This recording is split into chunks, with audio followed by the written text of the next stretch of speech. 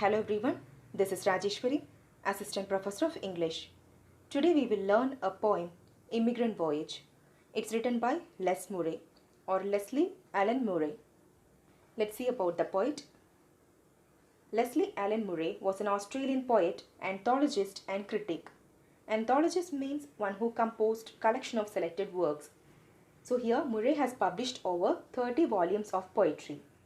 He worked as a translator for the Australian National University until 1967. He was born in New South Wales in Australia. The poem Immigrant Voyage was published in a volume of works titled Ethnic Radio in 1977. Murray described himself as the last of the Jinty Warobats. Jinty Warobats is an Australian literary movement of 1930s to 1940s that aimed to promote or highlight native ideas and traditions, especially in literature.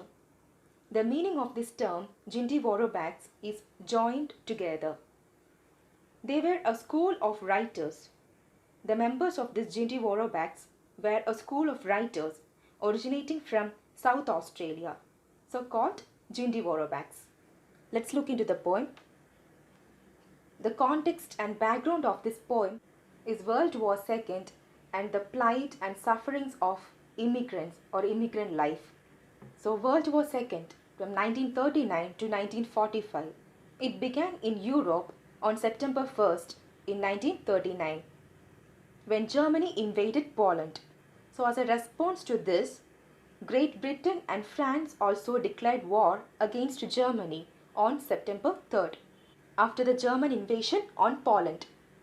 So Hitler invaded Poland and 2 days later France and Britain declared war against Germany. So this is how the beginning of the World War II. The war changed the economical balance of the world. The war affected the people's life both physically and psychologically. So the people would face lots of death in front of their eyes. They would be losing their kith and kin, their parents, their children, their wife, husband and relatives. Then injury, sexual violence and malnutrition. Obviously the people would be facing a shortage of food. So that would lead to malnutrition. Then illness and disability. These are the sum of the frightening consequences of war. Then how this war affects the people's life psychologically. So the stress, disorder, depression and anxiety. These are the other psychological defects. So the war affects the people's life both physically and psychologically. 75 to 85 million people lost their life during this World War II. And during this World War II, people faced a hunger crisis. The war killed 40 million people in Europe. Poland also lost its 5 million people. Even the survey shows that elder people who experienced war when they were children are more likely to suffer from diabetes, depression and cardiovascular disease. So now come to the poem. The title of the poem, Immigrant Voyage. Immigrant means those who are leaving their homeland and come to live in a foreign country. And voyage is a travel by sea. Immigrant Voyage is a narrative poem which is traditional in its form and structure. And the poem tells about immigrants facing a long and difficult journey towards a sense of belonging in a new country. My wife came out on the Goya in the mid-year of our century. In the fogs of that winter, many hundred ships were sounding. The DP camps were being washed to sea. The bomb sites and the ghettos were edging out to Israel, to Brazil, to Africa and America. The poem has been divided into 7 sections. Now we are discussing the section 1, the first section of this poem. The poem is set on a ship named Goya and it travels across the seas from Europe after World War II to Melbourne, Australia, then to migrant hostels. The setting of the poem is 1950 and this 1950 was the beginning of mass immigration into Australia from post-war Europe. My wife came out on the Goya in the mid-year of our century. Murray married a Hungarian woman. Later she has converted to Roman Catholicism. Here the poet's personal context and his wife's experience also inspired him to write this poem, Immigrant Voyage. So the poet's wife also has come from this ship named Goya in the year of 1950. There were hundreds of ships were about to move by carrying or by bearing people from DP camp. DP camp means displaced persons camp or the refugee camp. These DP camps were the temporary facility for the refugees. This is the context of the after effects of World War II. Once after the World War II, the people lost their everything. So they should get some shelter. So these DP camps were the temporary shelter or the temporary facility for these refugees. The bomb sites and the ghettos were edging out to Israel. Bomb sites means the bomb blasted areas. Ghettos means slum area. So here the bomb sites and the ghettos represents the people. So the people from these bomb blasted areas and the slum area were about to move, and they are moving towards a new country like Israel, Brazil, Africa and America. The separating ships were bound away to the cities of refuge built for the age of progress. Even though the ships are separated, even though they are moving to different countries, their destination is same. Their destination is to the land of a shelter and security. And these people, these immigrants are leaving their homeland without any other choice, and they are moving towards a new land of shelter. So even though these ships are separated, these ships are moving towards a new city of refuge, a new land of shelter and security for the sake of their life. Hull town and pouring light, the thick bands, the cathedrals were bearing the old cares away. Hull town means the main part of the ship or the lowermost position of the ship is floating partially submerged, and these ships are brightening in its light. The tith bands, tith means tax. So 1/10 of their annual earnings the people had been paid to the church as tax, and bands are nothing but a shed or a building. In that building or in that shed, this parish people or this clergy people used to store these tithes as a tax. And in those days, the people used to give tax in the form of grains. So the ships are moving towards a new land of shelter by carrying these tithe bands. So how tithes were stored in that house, in that outhouse or building, in the same way now each ship is overcrowded by the people, by the refugees, and they are giving up their social boundaries of old life. Now the ships is just like a tithe bands. It is simply overcrowded. Each ship is moving towards a new land of shelter, and the ship is overcrowded by the refugees. So this tithe band and the cathedral is an example of metaphor. How tithes were stored in that outhouse, just like that, the people were overcrowded in the ship. Let's move on to the second section. Pattern bombed out of babyhood, Hungarians become Swiss. The children heard their parents, Argentina or Australia, less politics in Australia. Dark Germany, iron frost and the waiting many weeks, then a small converted warship under the moon turning south. Bombs are dropped on a targeted pattern, and it has made to lose the life of even infants. So as an after effect of war, the people forced to leave their homeland, and they have been in their journey to a new land. So Hungarians become Swiss. So the parents were in their discussion about their new land of journey, about their new land of life. So they were in a confused state whether they want to move to Argentina or Australia. Later, they have decided to move to Australia because during that time, there was not much politics in Australia. People had come to the conclusion that now Australia would be the place of safety for their remaining life. And the people thought that Australia will not be like their Europe, and it would be free from politics. Dark Germany and frost. Here the poet used the adjective dark to address Germany because Germans were the reasons for the beginning of the Second World War. and the extreme winter season, which is described by another adjective, iron. The people were waiting for many weeks for the ships to move to another land of safety and security. At last, there came a small warship. Warship means the ship equipped with weapons, and especially it is designed to take part in warfare at sea. So this is the ship Goya. So after their long days of waiting, they got a ship and it's moving towards the southern part. Way beyond the first star and beyond Cape Finister, the fishes and the birds did eat of their heap offerings. The ship started moving towards the Cape Finister. Cape Finister is nothing but a rock-bound peninsula, a rock-bound piece of land almost surrounded by water on the west coast of Spain.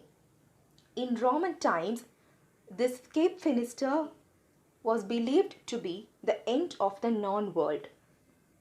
So here the context is the end of the place. Goya ship travels across the sea and they have crossed Cape Finister. There in Cape Finister, fishes and birds eat their heave offerings. Heave offerings means the offerings to God. It is believed that usually this will be a very difficult journey to cross this Cape Finister. Before they would cross this place, Cape Finister, most of the people would be losing their life. Might be because of starving or seasickness or any other difficulties in their health. So when the people would be losing their life there, the fishes and birds would be eating these decaying bodies. So that is their heave offerings. Now the third section. The Goya was a barracks, mesquite spotlights tower, crossing the middle sea. In the haunted blue light that burned night-long in the sleeping decks, the tiered bunks were restless with coughing demons' territory. Goya has become a barrack. Barrack means a building with accommodation. Now the overcrowded ship Goya has become a place of accommodation with untidy people, and now it's crossing middle sea. And this is an example of a metaphor. The Goya was just like a barrack now. This line shows the fact that how this strange unknown people, these refugees, assimilating to others. This line tells that how the people on the Goya has creating a bond among each other. So now this ship is a place of accommodation for that refugees. Throughout the night, the ship would be burning in an uncomfortable or haunted blue-colored light. Because of that uncomfortable light, the people or the refugees were not getting enough sleep. So the people has become restless with coughing and other seasickness.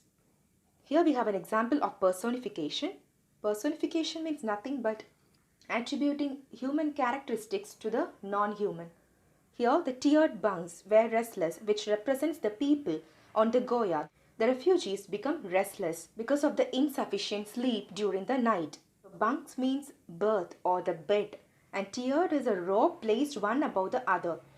So the tiered bunks means the rows which is placed one above the other, and this word represents the refugees. Continuation of the third section.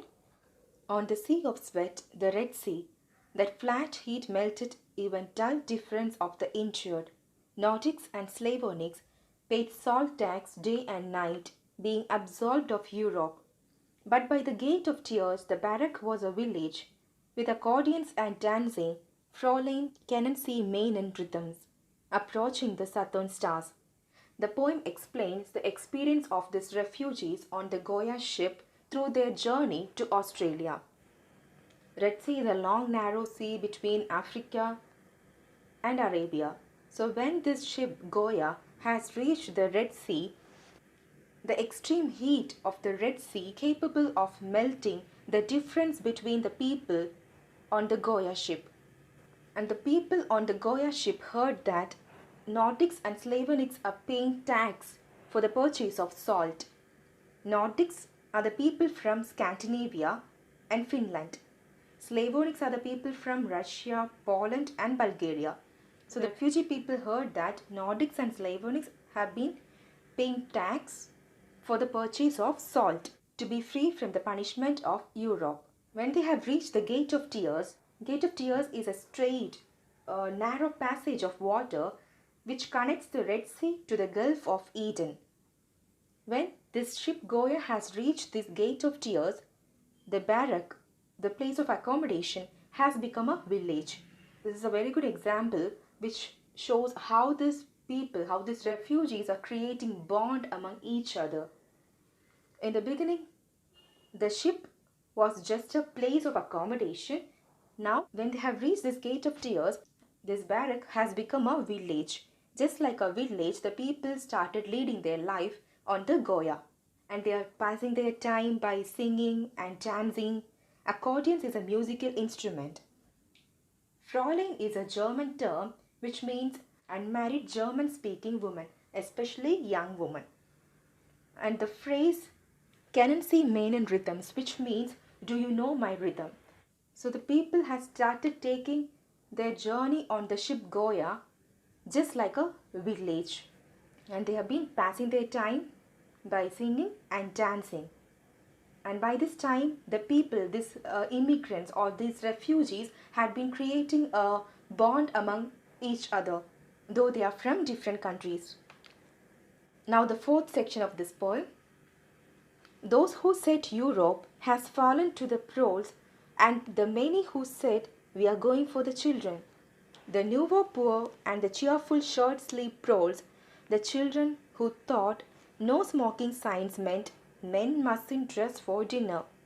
And the Europeans in that ship Goya were working class people, and they said they have decided to move to a new land of shelter only for their children, only for the sake of their children.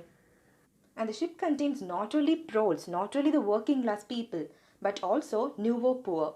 Nouveau poor means new poor, which means the people who had considerable wealth once, and now they have lost everything. So they have become poor. So they are nouveau poor, new poor people. The children of these working class people thought that no smoking means men should not wear dress for the dinner. Because smoking in the children's language was smoking jacket. So the children thought that no smoking sign means men should not wear dress for the dinner. If you want to have food, should not wear the dress. This was the concept of the children of working class people, children of proles. So here we can see the language barrier of the passengers. Continuation of this fourth section. Those who had hopes and those who knew that they were giving up their lives were becoming the people who would say and sometimes urge in the English-speaking ears, "We came out on the Goya." So these people, those who are traveling on the ship Goya, they had their own hopes and dreams about the new land of their life, a new land of the shelter. And these people knew very well that they are leaving their homeland, they are leaving their own customs, traditions and culture only for the sake of the survival of their life. And they understood that their own homeland is not a place to live. So if they want to survive their life, they should move to a new country. So that's how they had been giving up their homeland and had taken a sudden decision to move to a new land of shelter and security. And now they have come out on the ship Goya. They have reached the English-speaking land. Now section 5. At last a low coastline, old horror of Dutch sail captains, behind it still unknown, sunburned farms, strange trees, family jokes, and all the classes of equality. As it fell away northwards, there was one last week for songs, for dreaming at the rail, for beloved meaningless words. So at last, the people, the refugees, or this displaced person has reached the land along a seashore, and the place was of old Dutch sail captains. These places are still unknown to these people, and they have reached a new land which is completely unknown to these people, and which was a dry land of strange trees and different families, and there were no class distinction. And there was a class of equality, which means even though the people are from different countries, when they have traveled across the sea on this Goya ship, they have become a single class. There was no class distinction among the people on this Goya ship. They were equal. And before this Goya land on this shore, there they had a last 1 week of songs and dance. And they have created a bond of friendliness among the people on the Goya. This will be meaningless if they are dreaming about their journey on the Goya ship. So here, for beloved, meaningless words is an example of oxymoron. Two opposite ideas coming together, beloved and meaningless. So the people thought that this would be meaningless if they are dreaming about their journey on the Goya ship. The continuation of the section 5. Standing into Port Phillip in the salt grey summer light, the village dissolved into strange shapes holding luggage. Now they, like the duo Australians below them, were facing encounter with the foreign where all subtlety fails. Now the ship is standing in Port Phillip. Port Phillip is a southern part of Melbourne, Australia. In that grey summer light, people from Goya has reached the land, and now this village dissolved into people from different countries holding luggages, holding baggage. And now these people, these refugees, are a little gloomy and unfriendly. There in the new land, they were below these Australians, they were below this native. There they have faced the difficulties of assimilating into the new land, new culture, a new tradition, and new beliefs. So that land of shelter was completely strange to them. The people in the land were also strangers to these people, strangers to these refugees. Now the section 6. Those who with effort, with concealment, with silence had resisted the collapsed star death, who had clawed their families from it, those crippled by that gravity, were suddenly, shockingly being loaded aboard lorries.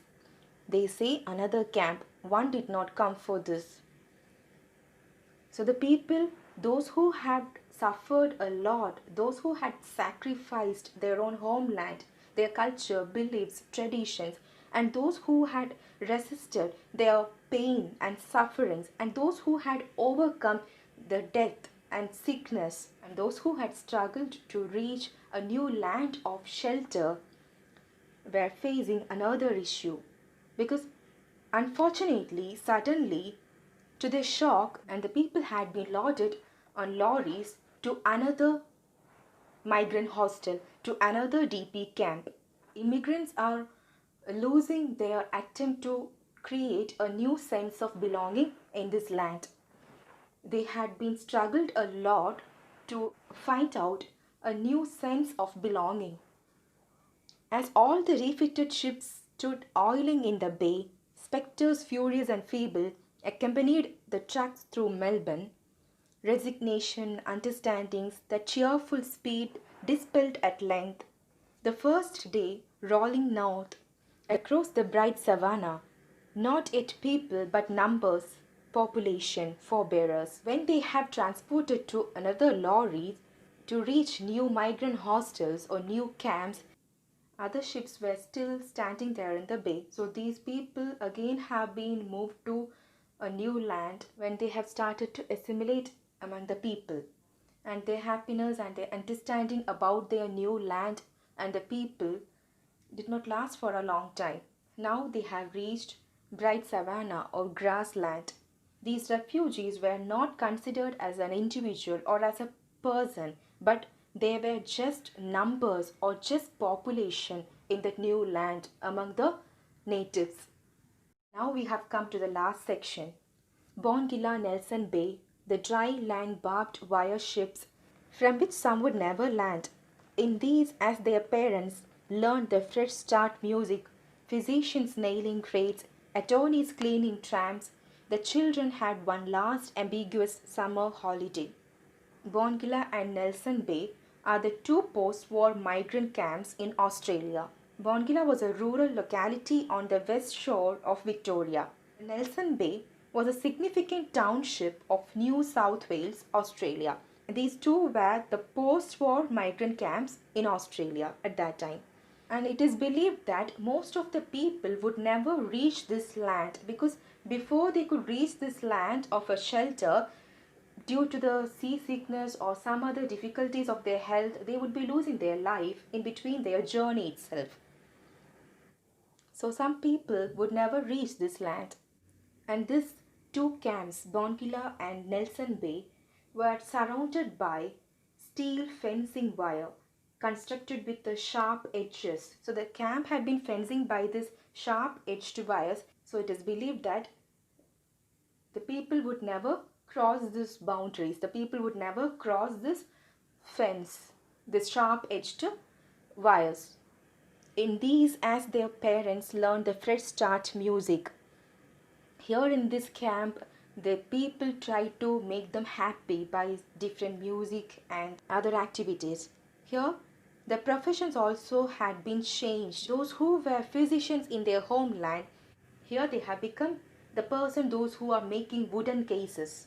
These wooden cases used for transporting goods. And those who were attorneys in their homeland, now they have become the person who clean trams. Trams is nothing but four-wheeled cart which is used in coal mines. So the professions also have been changed in their new land. The children had one last ambiguous summer holiday, but for their children, which was an unclear summer holiday. These days were just like a summer holiday. The people, those who had come to the new land of shelter with dreams and hopes, had been suffering a lot in this strange land.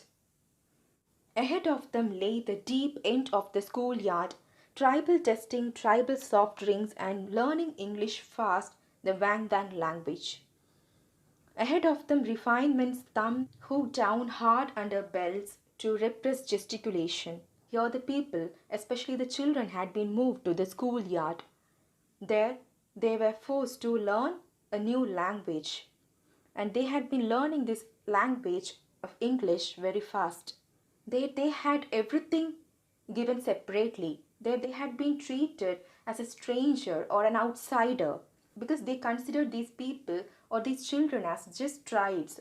So everything was separately given for these people. Even the testing or the food or the drinks, everything has been given separately. So these people had been in the process of refining themselves. So they have suffered everything by hiding their emotions for the survival of their life and their children. Ahead of them epithets, vogue, refer, como, nazi, things which can be forgotten but must first be told. And farther ahead, in the years of the coffee revolution and the small goods renaissance, the early funerals. In that new land of shelter, these outsiders or these strangers or these refugee people had been addressed by some nicknames like Vogue, Refo, and Como Nazi. Vogue means immigrant from southern Europe, and Refo means refugee from Europe, especially one who left Germany or German occupied Europe, and Common Nazi.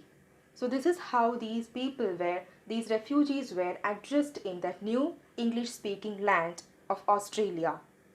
All these plights and sufferings can be forgotten by these people, but before they forget, it should be engraved somewhere.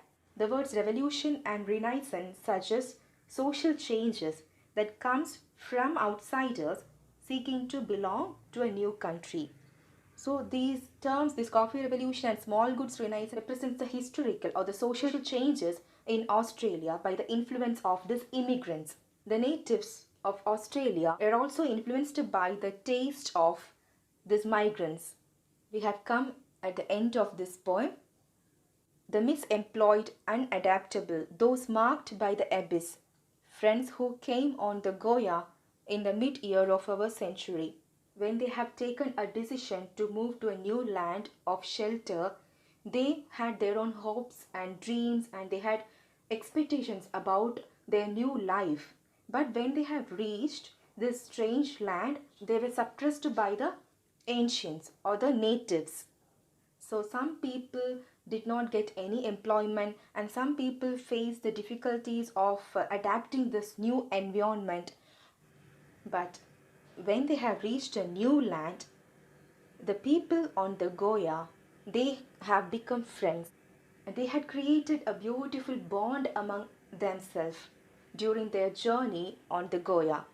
So the ship has transformed from an oppressive place filled with the barriers to a place of warmth and friendliness.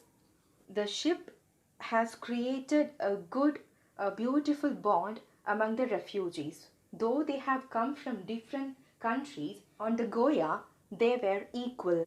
So here the poem Immigrant Voyage aims to highlight the emotional and social changes or social disruption during the process of immigration. The difficulty of giving up their own homeland and destined to start a new life in a new land or in a strange land as an outsider. And during their journey on the Goya, some people had experienced seasickness. Though these refugees were from different places, there on the ship Goya, they were brought together by the same circumstances of survival and safety, and the desire to find a new land of shelter. They had been gone through the struggle of assimilation and the struggle to abandon or struggle to give up their past culture, beliefs, and habits. The refugees couldn't find a sense of belonging in that land at first because they were frequently transported to new migrant hostels. And there in that new land, these refugees were simply considered as numbers or population. These people were just outsiders or as a stranger. Here that refugees, they faced the need or they were forced to find out the need of assimilation into Australian culture or Australian society. That they had been learned a new language, English. Those refugees always had a bond among each other. The ship Goya represents the place where the refugees find a sense of belonging among each other. And that sense of belonging lasts even after their journey on the Goya. During the time of 1950s, Australia was a place where the refugees tried to find out a new sense of belonging. These people had also found or they had also experienced barriers to belonging. So these refugees considered themselves as a group even though they had from different lands. That kind of a warmth or friendliness has created in their journey on the Goya. So here, all these 7 sections, the poet Les Murray conveys a slow steps towards assimilation and also towards the bond among the migrants, immigrants. Here we can also see on the background of World War II how the people had become an immigrant and how they led their life in the new land and how these people tried to assimilate in the new culture and society of that land of shelter. So that's all. I trust you all understood. Thanks for listening.